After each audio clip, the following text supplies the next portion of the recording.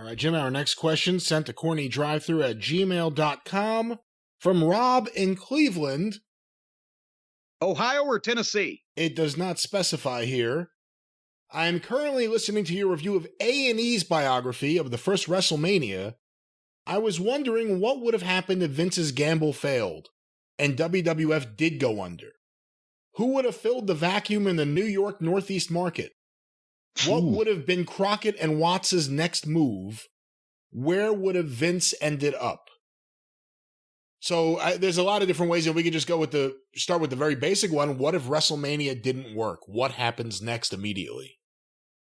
Well, it's interesting because nobody knows how far Vince was extended. I mean, and the story has always been, well, I bankrolled everything on WrestleMania, and Stephanie said that he had mortgaged everything her parents owned, was the way that she said it. And, here's the thing. Even if WrestleMania failed, he was still the owner and operator of the largest wrestling territory in the country, and the towns were still doing well. They were going to Boston Garden and doing 10, 12,000 people or 15,000 or whatever. Philadelphia. He would have cut down, obviously, or eliminated the idea of national expansion, because especially he didn't do well in Texas for years, or the Carolinas. We've talked about it. Tennessee, the places with strong territories. He didn't do well in some other places out in the Midwest and West, at some points, just because he wasn't established out there yet. But he had all the Northeast markets. He had Los Angeles that was doing well. So I don't think it's an all or nothing. I think if WrestleMania had failed and he had a lot of debt that he needed to pay off, he still had immense cash flow from all those shows that were running, all over the place. And he would have, I'm sure, tightened up and or eliminated anything out of his territory or anything that wasn't making at least a halfway decent profit on house shows or anything else. I don't know that it would have been possible for him to lose enough money to go out of business. When, Brian, you're more financially minded than I am, but when you've got a company that's doing that kind of cash flow and selling that kind of tickets just at its regular shows, not a pay-per-view or WrestleMania or extravaganza, and you're as smart and or crafty as Vince, you mean to tell me if you lose $5 million one day and you've still got that company operating, you can't make that cash flow last until you can figure out another way out of it? You're about to be on NBC. That was in the works already around this period of time. Action figures are in the works around this period of time, new revenue flow. You got lots of merchandise. Even if it completely bombed, even if it only did good in a few markets, first thing you would do is cut down on shows. We talked about the other day, he was running 4 shows. He had the biggest roster of all time because he was just taking everyone he could. That would probably stop. And then you'd have a real interesting thing where you had a ton of unemployed wrestlers all at once in 1985. Yeah.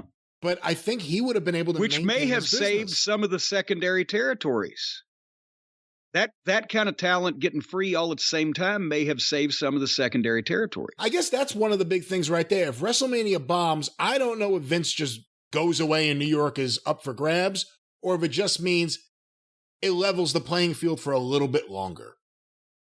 Yeah. And somebody also I saw on Twitter, and maybe we did just gloss over this. We assume that everybody knows everything. But you know what happens when you assume, Brian?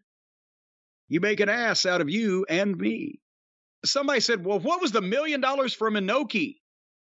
Because we mentioned that on not only had Vince gotten $1 million payment from Crockett for the TBS time slot that he was able to sell before he got forced out of it because the TBS fans had, rejected WWF wrestling, and he had made a deal with Turner to produce the program as they always did in their studio, which he wasn't doing.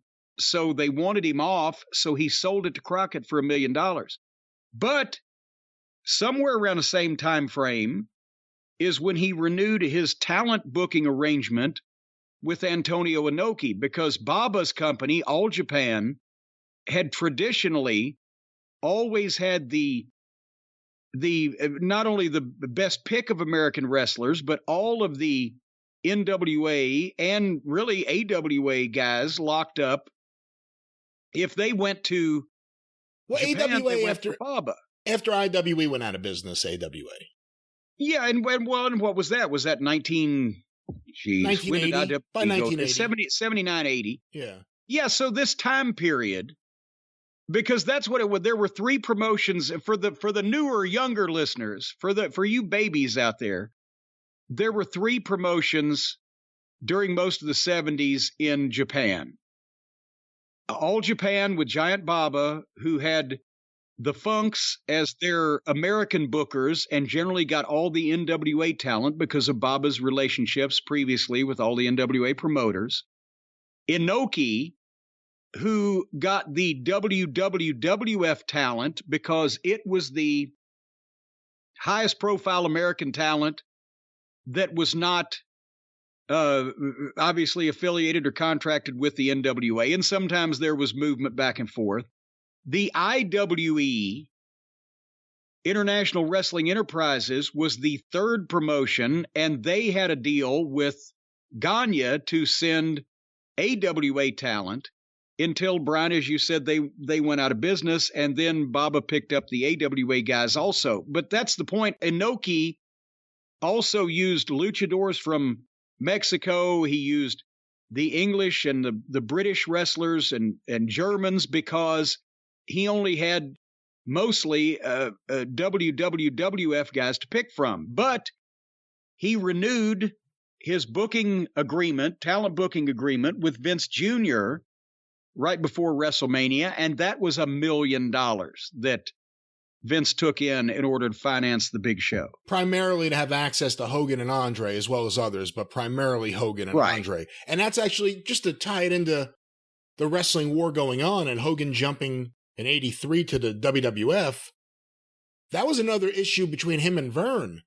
Hogan had a deal to go to New Japan, and everyone else in the AWA, for the most part, would go to Baba.